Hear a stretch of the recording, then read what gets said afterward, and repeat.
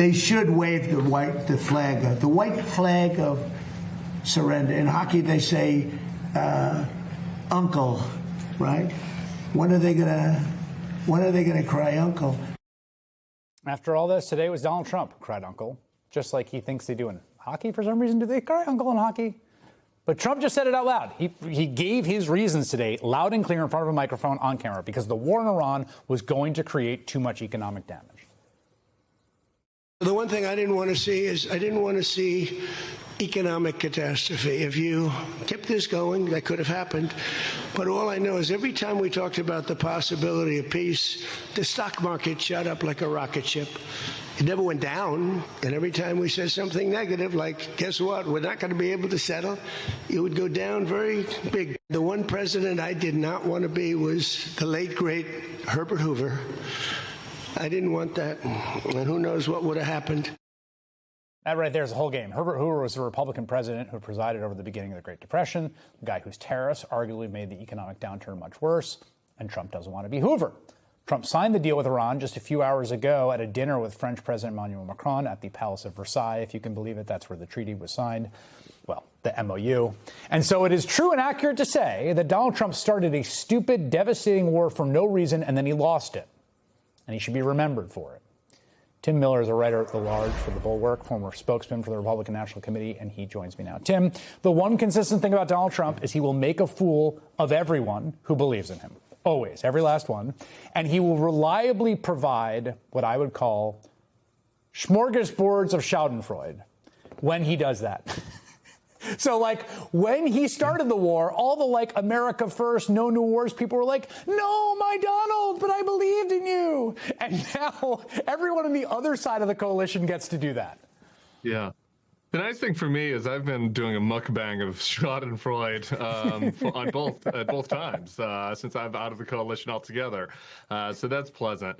The Schadenfreude for the, I guess you'd call it the neocon MAGA wing of the party is pretty acute tonight. And if you looked over Trump's left shoulder there when he was making the comments about not wanting to be Hoover, Marco Rubio's face tells the whole story. Trump kept trying to make jokes at that press conference, and Marco Rubio was stone-faced the whole time because he is the representative of and the heir apparent for, the more robust neocon pro-Israel wing of the Republican Party. And Donald Trump gave that wing more than they ever could have wanted for the first year and a half. And now he has pulled the rug out from under them in such a dramatic fashion. Israel is going to be so much worse off than they would have been under the status quo. The power of that faction within the party is going to be diminished. The war that they all cheer-led and put their reputation behind is going to be the biggest foreign policy embarrassment since probably the last time they put their reputation behind a war in Iraq.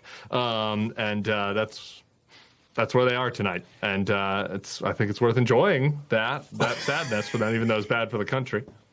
Well, what's so striking to me today about the rhetoric, it's not just, again, I keep saying this, the least bad of a bunch of bad options created by Donald Trump stupidly doing a stupid thing, right, is stopping.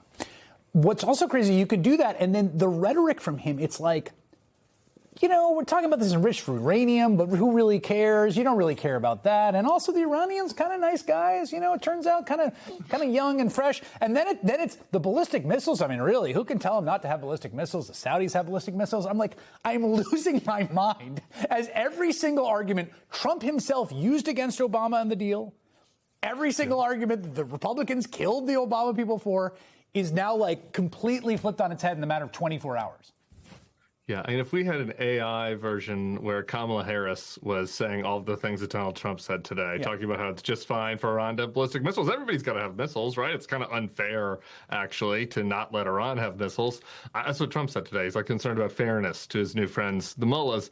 And Kamala Harris said that, there would be pandemonium at Fox, and it would just be wall-to-wall Jesse Waters, Sean Hannity, like lighting themselves on fire, talking about the weakness of the Democratic president, et cetera, et cetera. I mean, it's almost kind of silly to do the counterfactual, but I think it's telling because it shows just how poor this deal is. That there are a lot of people who have like eaten a lot of Trump's past turd burgers, who are this time like not doing that. And you know, they're not saying exactly what we would be saying tonight, but if you listen to Ben Shapiro, Bill Cassidy, people on the Hill, a lot of the supporters of this war, they're deeply critical of what's happening here. Maybe not on the propaganda channel, but in some other quarters of MAGA. Well, Cassidy saying, you know, the Strait was open, Iran was being crushed by sanctions, 13 service members are alive, now they're dead. Families have paid billions at the pump. This is the worst foreign policy blunder in decades. And I want to play just 30 seconds of the folks at Commentary, which is a very, I would say, like pro-Israel and pro-Iran war group of folks who I don't think have actually reckoned with the fundamental thing, which is that the war didn't work. That's the problem. It's not Trump. I mean, yes, it's Trump, but like the war. Here, take a listen. Trump is now saying Bibi is indiscriminately murdering Lebanese, but the Iranians are nice and they only want to help their country. The people who just tried to shoot down and kill 2 of our pilots last week. Yeah, and of course, who tried to assassinate him? Yeah. Tried to assassinate John Bolton? Tried to. What's going on? So something happened, and he decided that he went the wrong way, and he is ratcheting himself in the other direction. Yeah, something happened, which is that they lost. The leverage created by the closure of the Strait of Hormuz turned out to be the trump card. Yeah, the war was idiotic is what happened. Donald Trump did exactly what everyone thought he had done, because it's the same thing he's done his whole career, which is screw over his partners. It's just like, it's so crazy. It's like, have these people been awake? It's like, as Bibi thought he was going to be the one person, the one business partner that Donald Trump didn't screw over. He screwed over everybody his whole life. He sent a mob to kill his last vice president. And so, no, you're right about this point that the war was dumb for the start. And a lot of folks at Commentary and the neocon folks would come after us at the Bulwark, like the former Republicans, and say, oh, you would have been for these sorts of wars in the past. And I'm for freedom for the Iranian people. But the premise of this war was so obviously dumb from the start, and he is humiliated and surrendering right now because they didn't have a good plan, and the war was never going to work anyway. So Tim Miller, well put.